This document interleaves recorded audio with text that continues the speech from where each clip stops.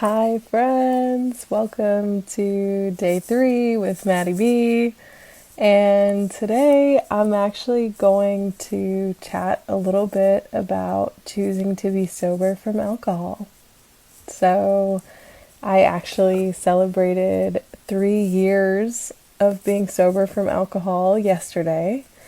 And it's a pretty cool accomplishment considering that I don't know, 4 years ago, I didn't think it was physically possible for me to make that choice and to be living this lifestyle.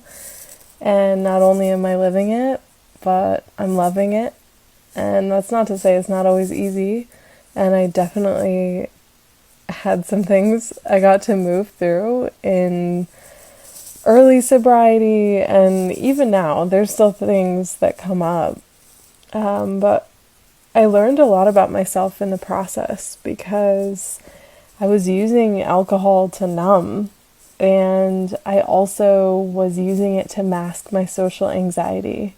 And so without that crutch, I had to actually look at my social anxiety and how uncomfortable it was for me to be myself in a room full of people.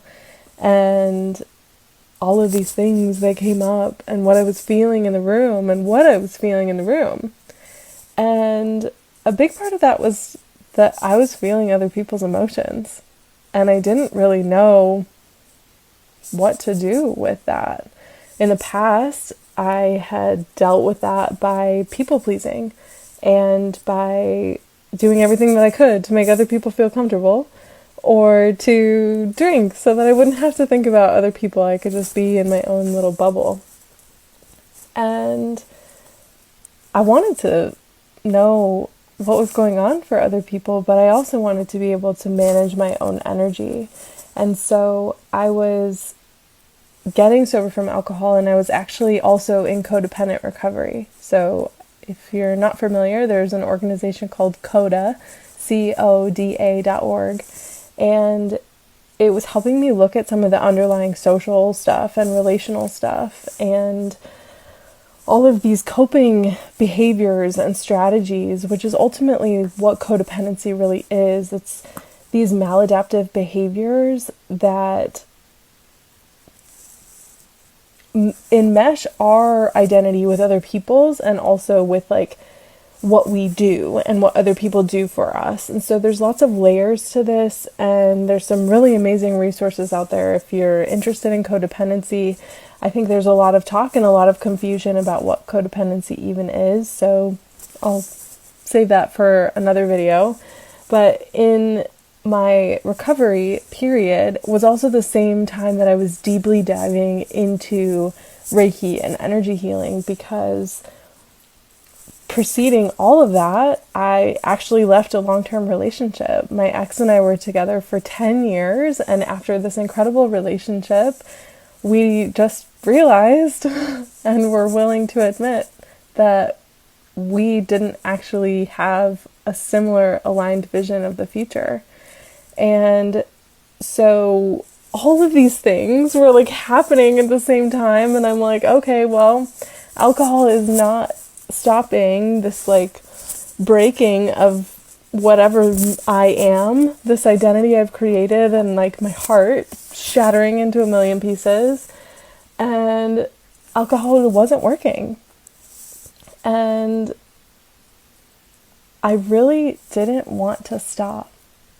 I didn't want to stop drinking. Actually, what I had decided was I promised myself 1 year of sobriety. I said, for 1 year, I can do anything, and I'll just see. I will finally listen to you, Spirit, to all my guides who were like, Maddie, be sober, babe. It's going to be great. And so I finally did the thing, which was hard, and it was scary, and oh my God, thank God I did it. Thank God I did it. And so then when I reflected at the end of a year, my life had become so great, even though there were so many things I was still working through, and still am. We still keep doing that. But there were so many things that had happened for me, so many people that I'd met, so many things that I'd experienced that I really hadn't believed was even possible for me. And so by the end of that year, I was like, well, why would I go back? Like, I want to keep playing this story and see where this goes. And so when I first chose to get sober, I certainly didn't think I was going to like be having this video right now saying like I'm 3 years sober and I'm not intending to drink anytime soon.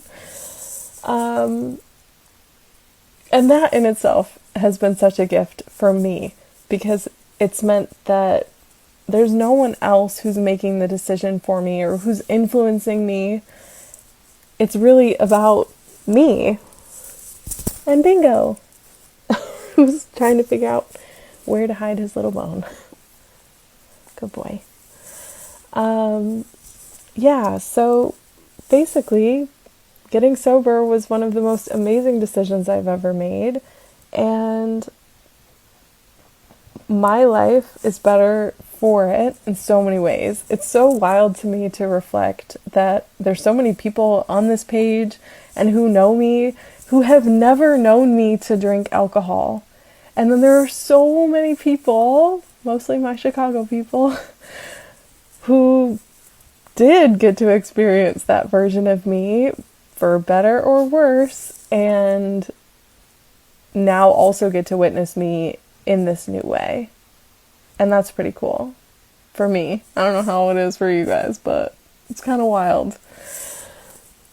And the other thing that I really want to say while I'm speaking to sobriety, because this is a really important piece of my story, and maybe it'll be helpful for you.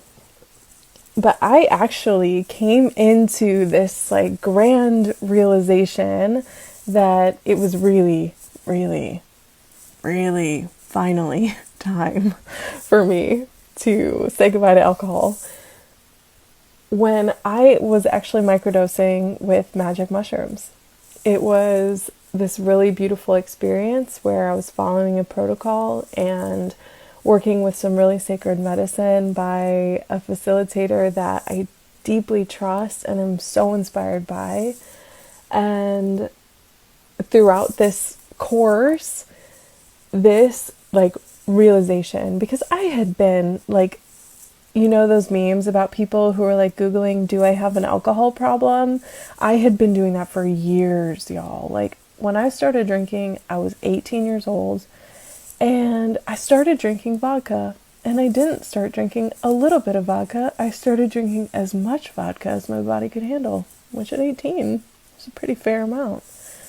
And so that really set the stage for the next 13 years of alcohol consumption, which was mostly high stakes and like not awesome choices being made. So much fun, but definitely destructive. And left me with a lot of shame, like a lot of pieces to like pick up and figure out and put back together. But this like knowing inside of me had started, and it got really loud in 2017. It was like, what are you doing with your life and to your body? And so that really shifted something for me, and I had already sort of been in a holistic place, but I was keeping alcohol. And so this next phase involved me taking alcohol out of the equation and like trying that out and seeing like, oh, what is it like to not drink for 2 months? Uncomfortable, but awesome.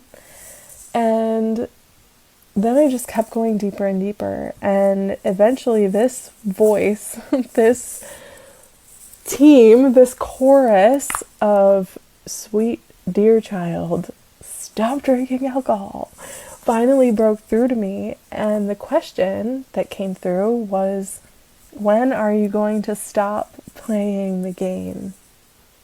And I knew that I was only fooling myself, but I wasn't only harming myself, because the harm was bubbling out. It was me not being the best version of me.